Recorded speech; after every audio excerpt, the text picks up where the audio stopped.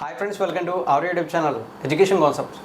Just మీరు ఒక 5 minutes time అయితే స్పెండ్ చేస్తే ఈ వీడియోలో మీకు ఇంటర్మీడియట్ క్వాలిఫికేషన్తో అప్లై చేసుకోవడానికి రీసెంట్గా సెంట్రల్ గవర్నమెంట్ రిలీజ్ చేసిన కానిస్టేబుల్ జాబ్ నోటిఫికేషన్ డీటెయిల్స్ అనేది షేర్ అయితే చేస్తాను.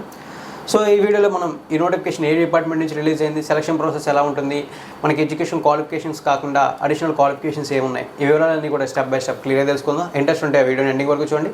ఏదైనా డౌట్ ఉంటే కామెంట్ సెక్షన్లో కామెంట్ చేసి మీ డౌట్ని రైజ్ అయితే చేయండి. ఇక మనం టైం అయితే ల్యాక్ చేయకుండా నోటిఫికేషన్ మెయిన్ డీటెయిల్స్లోకి వెళ్దాం. ఒకసారి మనం నోటిఫికేషన్ మెయిన్ డీటెయిల్స్ని చూసుకున్నట్లయితే ఈ జాబ్ నోటిఫికేషన్ మనకి సెంట్రల్ గవర్నమెంట్కి సంబంధించిన central industrial security force department నుంచి రిలీజ్ అవ్వడం అయితే జరిగింది. నోటిఫికేషన్లో టోటల్గా మనకి 1130 పోస్టులు అయితే ఉన్నాయి. ఇవి స్టేట్స్ వైడ్ కూడా డివైడ్ అయితే చేశారు. ఆ విధంగా చూసుకుంటే మనకి ఆంధ్రప్రదేశ్ అండ్ తెలంగాణలో కూడా ఈ పోస్టులు అయితే ఉన్నాయి. సో ఇప్పుడు మనం ఆంధ్రప్రదేశ్ స్టేట్లో ఏవైతే పోస్టులు ఉన్నాయో వాటి నెంబర్ అయితే చూద్దాం. వేకెన్సీస్ నెంబర్ అయితే చూద్దాం. ఆంధ్రప్రదేశ్లో చూసుకుంటే మొత్తం మనకి 27 పోస్టులు ఉన్నాయి. ఇవి కాకుండా Naxals and militants affected areas ఏవైతే ఉంటాయో అక్కడ కూడా మనకి ఒక 5 పోస్టులు అయితే ఉన్నాయని చెప్పి మెన్షన్ చేశారు. ఆంధ్రప్రదేశ్లో Naxals and militancy affected area చూసుకుంటే అల్లూరు సీతారామరాజు డిస్టిక్ అని చెప్పి మెన్షన్ చేశారు. ఏవైతే 5 పోస్టులు ఉన్నాయి, ఈ 5 పోస్టులు మనకి ఆ ఏరియాలోనే ఉండడం అయితే జరుగుతాయి. ఇక మన తెలుగు స్టేట్స్లో ఇంకొక స్టేట్ అయినటువంటి తెలంగాణకు సంబంధించి చూసుకుంటే తెలంగాణలో మనకి 19 పోస్టులు ఉన్నాయి. అవి కాకుండా ఇంకొక 7 పోస్టులు Naxals and militants affected areas ఉన్నాయి. తెలంగాణలో మనకి Naxals and militants affected areas చూసుకుంటే 2 డిస్ట్రిక్ట్స్ ఉన్నాయి. అందులో ఒకటి భద్రాద్రి కొత్తగూడెం, రెండోది ములుగు. ఈ భద్రాద్రి కొత్తగూడెం అండ్ ములుగు డిస్ట్రిక్ట్స్ ఏవైతే ఉన్నాయో ఆ డిస్ట్రిక్ట్స్లోనే మనకి ఈ 7 పోస్టులు అయితే ఉంటాయని చెప్పి మెన్షన్ అయితే చేశారు. Total number of vacancies details ఇవి. అండ్ ఆల్సో ఆంధ్రప్రదేశ్ తెలంగాణలో ఏవైతే మెన్షన్ చేసిన వేకెన్సీస్ ఉన్నాయో వాటి వివరాలు అయితే ఇవి. నోటిఫికేషన్ మెయిన్ డీటెయిల్స్లోకి వెళ్ళినట్లయితే ఈ పోస్ట్ నేమ్ తెలుసుకున్నాం. కానిస్టేబుల్ అండ్ ఫైర్మెన్కి సంబంధించిన పోస్ట్ అని చెప్పి ఏ డిపార్ట్మెంట్ నుంచి రిలీజ్ అయిందో కూడా తెలుసుకున్నాం కదా. ఇప్పుడు ఎలిజిబిలిటీ డీటెయిల్స్లో భాగంగా ఫస్ట్ ఆఫ్ ఆల్ ఈ జాబ్స్కి ఆల్ ఓవర్ ఇండియన్ సిటిజన్స్ అందరూ కూడా అప్లై చేయొచ్చు. అండ్ ఆల్సో ఇక్కడ ఒక పాయింట్ క్లియర్గా మెన్షన్ చేశారు, ఓన్లీ మేల్ క్యాండిడేట్స్ మాత్రమే ఈ జాబ్స్కి అప్లై అయితే చేయాలని చెప్పి మెన్షన్ అయితే చేశారు. ఇక మనం వివరాల్లోకి వెళ్తే ఈ జాబ్కి అప్లై అయితే చేయాలనుకుంటే మీ ఏజ్ మినిమం 18 years ఉండాలి. మ్యాక్సిమం చూసుకుంటే 23 years వరకు మాత్రమే అప్లై అయితే చేయగలరు.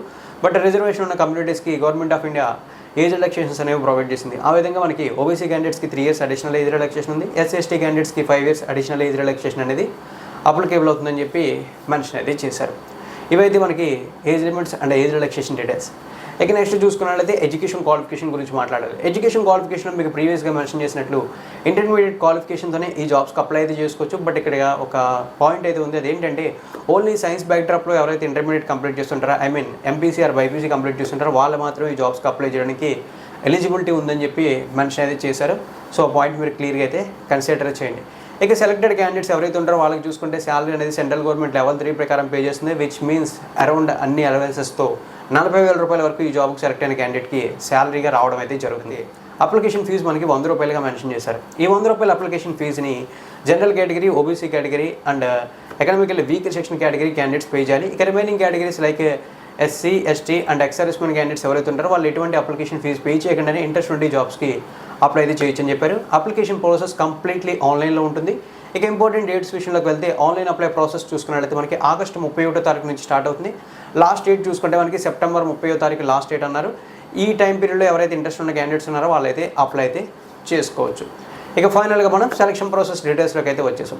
సెలక్షన్ ప్రాసెస్ అనేది కాస్త ఎక్కువ స్టేజెస్ అయితే ఉంది. బట్ మనకి యూస్ఫుల్ అయినది మాత్రం జస్ట్ 3 stages మాత్రమే. తర్వాత ఆటోమేటిక్గా స్టేజెస్ అనేవి వాటికి అవే ఫార్వర్డ్ అయితే అయిపోతాయి, జరిగిపోతూ ఉంటాయి. సో మొత్తం మనం స్టేజెస్ ఏవైతే ఉన్నాయో సెలక్షన్ ప్రాసెస్ అవన్నీ కూడా ఒకసారి డిస్కస్ చేసి తర్వాత వివరాలన్నీ చూద్దాం. మొత్తం సెలక్షన్ ప్రాసెస్లో భాగంగా ఫస్ట్ ఆఫ్ ఆల్ మనకి ఫిజికల్ స్టాండర్డ్ టెస్ట్ ఉంటుంది. తర్వాత physical efficiency test, written exam, document verification, detailed medical examination and revised medical examination. మొత్తం ఈ విధంగా సెలక్షన్ ప్రాసెస్ అయితే ఉంటుందని చెప్పారు. ఇందులో మనకి ఫస్ట్ 3 stages ఇంపార్టెంట్. ఇవి క్వాలిఫై అయిన తర్వాత ఆటోమేటిక్గా అవన్నీ కూడా గోయింగ్ ఫార్వర్డ్ వాటికి అవే నడుస్తూ ఉంటాయి. సో ఇప్పుడు మనం ఆ 3 టెస్టుల గురించి చూద్దాం, మనకి ఇంపార్టెంట్ ఏమి. అందులో భాగంగా first of all physical efficiency టెస్ట్కి సంబంధించిన డీటెయిల్స్ చూస్తే ఫిజికల్ ఎఫిషియన్సీ టెస్ట్లో భాగంగా మనకి 5 kilometers రన్నింగ్ ఉంటుంది. దీనికి సంబంధించి 24 minutes టైం అయితే అలాట్ చేయడం జరుగుతుంది. ఈ టైం పీరియడ్లోపై ఈ 5 kilometers రన్ అయితే మీరు కంప్లీట్ చేయాల్సి అయితే ఉంటుంది. ఇక నెక్స్ట్ ఫిజికల్ స్టాండర్డ్ టెస్ట్ చూసుకుంటే ఫిజికల్ స్టాండర్డ్ టెస్ట్లో చూసుకుంటే ఈ జాబ్స్కి అప్లై చేసే క్యాండిడేట్స్ హైట్ చూసుకుంటే 170 centimeters అయితే ఉండాలని చెప్పారు. ఇక చెస్ట్ చూసుకుంటే 80 to 85 సెంటీమీటర్స్ బిట్వీన్ ఉండాలి. అండ్ ఆల్సో బ్రీతింగ్ తీసుకున్న తర్వాత 5 సెంటీమీటర్స్ ఎక్స్పెన్షన్ కూడా జరగాలని చెప్పి మెన్షన్ అయితే చేశారు. ఇవైతే ఫిజికల్ స్టాండర్డ్ టెస్ట్కి సంబంధించిన డీటెయిల్స్. ఇవి రెండు కంప్లీట్ అయిపోయిన తర్వాత రిటర్న్ టెస్ట్ అయితే ఉంటుంది. ఈ రిటర్న్ టెస్ట్ అనేది మనకి అప్లై చేసిన క్యాండిడేట్స్ని బేస్ చేసుకుని ఆన్లైన్లో కండక్ట్ చేయాలి లేదా ఆఫ్లైన్లో కండక్ట్ చేయాలనేది డిసైడ్ చేస్తారు. అండ్ ఆల్సో మనకి ఎగ్జామ్ పేపర్లో వచ్చే క్వశ్చన్స్ అన్ని కూడా మల్టిపుల్ చాయిస్ బేస్డ్ క్వశ్చన్స్ అని చెప్పి మెన్షన్ చేయడంతో పాటు ఎగ్జామ్ చూసుకుంటే 100 మార్క్స్కి జరుగుతుంది అండ్ 100 క్వశ్చన్స్ ఉంటాయి. అంటే ఈచ్ క్వశ్చన్ 1 మార్క్ని క్యారీ చేస్తుంది. ఎగ్జామ్ కండక్ట్ చేసే లాంగ్వేజెస్ చూసుకుంటే ఇంగ్లీష్ అండ్ హిందీ లాంగ్వేజ్లో ఎగ్జామ్ కండక్ట్ చేస్తారని చెప్పి నోటిఫికేషన్ స్టార్టింగ్లోనే క్లియర్గా అయితే మనకి మెన్షన్ అయితే చేయడం అయితే జరిగింది. ఇక మనకి ఏదైతే ఎగ్జామ్ పేపర్ ఉందో ఆ ఎగ్జామ్ పేపర్ గురించి మాట్లాడితే ఈ ఎగ్జామ్ పేపర్ని మొత్తం మనకి 100 మార్క్స్ కండక్ట్ చేస్తారు కదా. ఈ ఎగ్జామ్ పేపర్ని 4 పార్ట్స్గా డివైడ్ చేశారు. అండ్ ఆల్సో ఈ ఎగ్జామ్కి సంబంధించి మనకి నెగిటివ్ మార్క్స్కి సంబంధించిన ఇన్ఫర్మేషన్ ప్రొవైడ్ చేయలేదు. అంటే నెగిటివ్ మార్క్స్ ఉన్నాయని చెప్పి ఎక్కడ మెన్షన్ అయితే చేయలేదు. అండ్ ఆల్సో మనకి ఎగ్జామ్కి చూసుకుంటే 120 మినిట్స్ అంటే 2 hours టైం అయితే అలౌట్ అయితే చేశారు. ఇప్పుడు ఎగ్జామ్ పేపర్లో ఏ పార్ట్స్ ఉన్నాయి, వాటికి ఎలా మార్క్స్ అలొకేట్ చేశారనే డీటెయిల్స్ని చూస్తే ఎగ్జామ్ పేపర్లో ముందుగా చెప్పినట్టు 4 పార్ట్స్ అయితే ఉన్నాయన్నాను కదా. అందులో పార్ట్ ఏలో చూసుకుంటే జనరల్ ఇంటెలిజెన్స్ కమ్ రీజనింగ్ ఉంటాయి. దీనికి సంబంధించి 25 క్వశ్చన్స్ అండ్ 25 మార్క్స్. తర్వాత పార్ట్ బిలో చూసుకుంటే general awareness come general knowledge. దీనికి సంబంధించి కూడా 25 క్వశ్చన్స్ అండ్ 25 మార్క్స్. ఇక పార్ట్ 3Cలో చూసుకున్నట్లయితే మనకి ఎలిమెంటరీ మ్యాథమెటిక్స్ సేమ్ దీనికి కూడా 25 క్వశ్చన్స్ అండ్ 25 మార్క్స్. ఇక ఫైనల్గా చేసుకుంటే ఫైనల్ పార్ట్ డి చూసుకుంటే ఇంగ్లీష్ ఆర్ హిందీ లాంగ్వేజ్ ఉంటే ఇందులో మీరు ఏ లాంగ్వేజ్ అయితే ఆ లాంగ్వేజ్ని చూస్ చేసుకుని దాన్ని బేస్ చేసుకుని 25 క్వశ్చన్స్ అండ్ 25 మార్క్స్ ఉంటే ఓవరాల్గా రిటర్న్ ఎగ్జామ్ జరుగుతుంది. ఈ 3 స్టేజెస్ని మీరు సక్సెస్ఫుల్గా కంప్లీట్ చేస్తే తర్వాత మెడికల్ ఎగ్జామినేషన్స్, డాక్యుమెంట్ వెరిఫికేషన్స్ అనేవి ఆటోమేటిక్గా రెగ్యులర్గా జాబ్స్కి జరిగే విధంగానే ప్రాసెస్ అయితే ఉంటుంది. సో ఓవరాల్గా ఈ జాబ్స్కి సంబంధించినటువంటి ఫుల్ డీటెయిల్స్ అయితే ఇవి. ఇన్ కేస్ మీకు ఏమైనా డౌట్స్ ఉంటే తప్పనిసరిగా కామెంట్ సెక్షన్లో కామెంట్ చేయండి. వీలైతే ఈ notification information me friends and family మెంబర్స్తో షేర్ చేసుకోవడానికి ప్రయత్నించండి.